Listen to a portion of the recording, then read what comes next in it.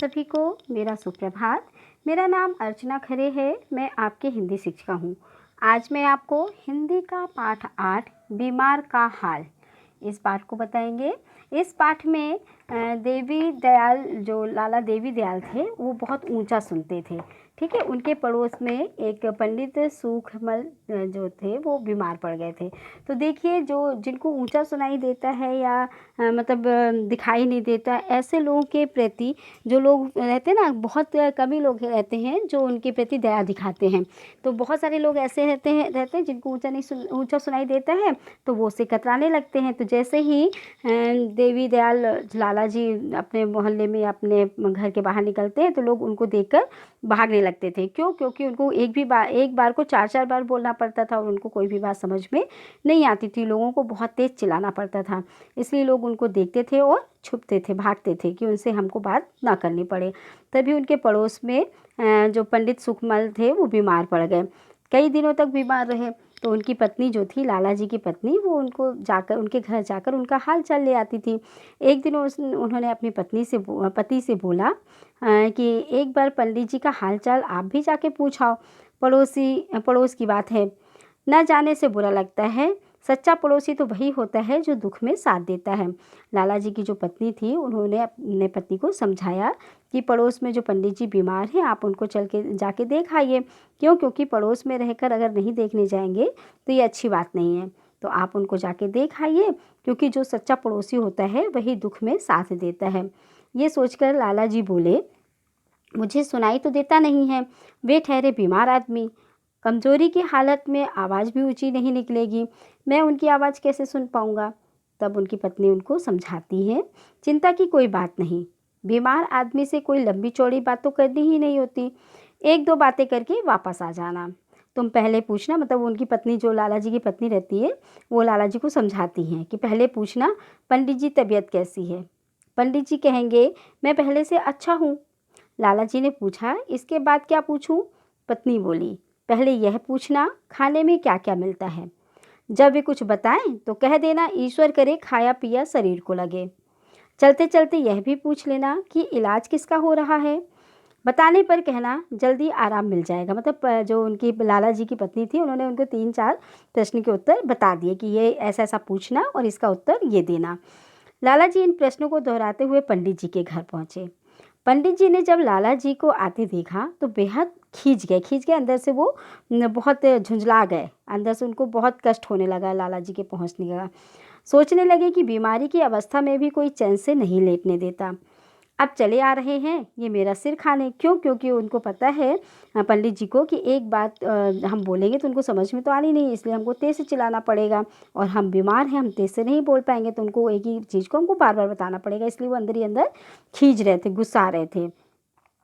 कह दूंगा कुछ और ये सुनेंगे, मैं कुछ कहूँगा और इनको कुछ और सुनाई देगा।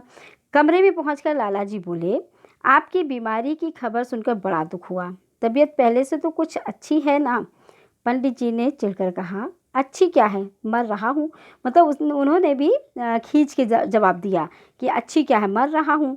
मगर लाला जी की पत्नी ने तो यही बोला था कि पहले तबीयत पूछना, वो बोलेंगे अच्छी है तो कह देना ठीक है, अच्छी बात है। तो जैसे ही बोलते मर रहा हूँ, लाला जी खुश होकर बोले, यह सुनकर बड़ी खुशी हुई, है ना। क्योंकि जब तबीयत अच्छी है कहते हैं, कोई भी बोलते हैं ना हम ठीक हैं, तो बोलते हैं ना कि हाँ ये तो बहुत अच्छी बात है। तो ये लाला जी ने भी बोल दिया, यह सुनकर बड़ी खुशी हुई। अब तो कुछ खाने पीने को बताया होगा, क्या खाते हैं। तो अभी वो जो पंडित जी थे उन्हें गुस्सा आया, उन्होंने गुस्से में बोल दिया, जहर खाता हूँ।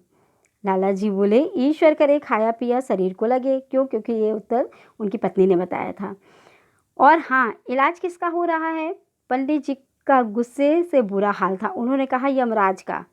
लाला जी ने कहा, बस बस, इससे बढ़कर दूसरा डॉक्टर तो है ही नहीं, उसी का इलाज जारी रखिए, आपका सब कष्ट दूर हो जाएगा। क्यों? क्योंकि पंडित जी को लाला जी को सुनाई तो दे नहीं रहा था कि वो क्या प्रश्न पूछ रहे थे, सिर्फ वो अपने सिखाए हुए उत्तरों को बताते जा रहे थे। पत्नी ने तो यही 3 सवाल किए थे, पर लाला जी ने अपनी अक्ल से एक और बात पूछी, हवा पानी बदलने किसी दूसरी जगह क्यों नहीं चले जाते। पंडित जी आपे से बाहर होकर बोले, जी हाँ, जहन्नुम जा रहा हूँ। लाला जी ने सोचा उन्होंने किसी अच्छी जगह का नाम लिया होगा। बड़े उत्साह से बोले, इससे अच्छी जगह तो कोई है ही नहीं, तब तो आप बहुत जल्दी ही स्वस्थ हो जाओगे। यह कहकर वे फिर आने का वादा करके चले गए। तो ये होता है गलतफहमी, जब हमको सुनाई नहीं देता, तो जब हमको कुछ सुनाई ही नहीं देगा तो हम अंट-शंट उत्तर देते हैं, जिसके कारण सामने वाला व्यक्ति खींचता है, परेशान होता है। क्यों? क्योंकि जब हमको सुनाई ही नहीं देगा तो हम कितने भी बार पूछें, कितना भी मतलब बार-बार उनको प्रश्न पूछेंगे, मगर उनको जो भी जब समझ में ही नहीं आएगा तो वो कुछ भी उत्तर देंगे, जिसके कारण व्यक्ति को गुस्सा आता है। तो ऐसे व्यक्ति जिनको सुनाई नहीं देता, दिखाई नहीं देता, या किसी कारण से वो विकलांग हैं, तो ऐसे व्यक्ति के प्रति हमें हमारी सहानुभूति होनी चाहिए, हमारी हमदर्दी होनी चाहिए, हमें उन पर खींचना नहीं चाहिए, गुस्सा नहीं करना चाहिए। क्यों? क्योंकि ये तो अपने हाथ का नहीं है ना? अगर उनके उनको सुनाई नहीं देता तो उनके मतलब ये बीमारी ही है, तो जिसका उन्होंने इलाज तो करवाया होगा, मगर उनको नहीं सुनाई देता तो क्या हम उनको परेशान होंगे उनसे खींचेंगे या उनको घर से बाहर निकालेंगे? नहीं। ऐसे व्यक्ति को बहुत शालीनता से समझाना चाहिए। अगर उनको नहीं सुनाई देता तो उनको इशारे से अपनी बात को समझाना चाहिए, ना कि उनके ऊपर गुस्सा करना चाहिए, उनके ऊपर खींचना चाहिए।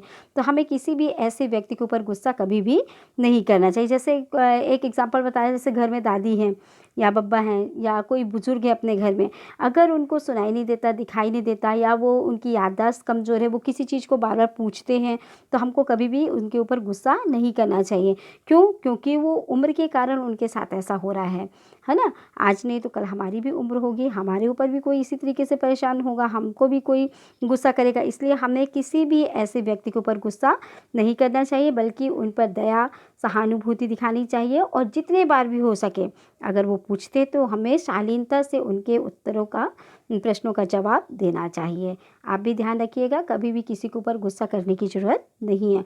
जितनी शालीनता, जितनी विनम्रता, जितने प्रेम से आप लोगों को समझाएँगे, उतना ही आप प्रेम पाएँगे। तो इस कहानी को आप बहुत अच्छे से पढ़िएगा। धन्यवाद।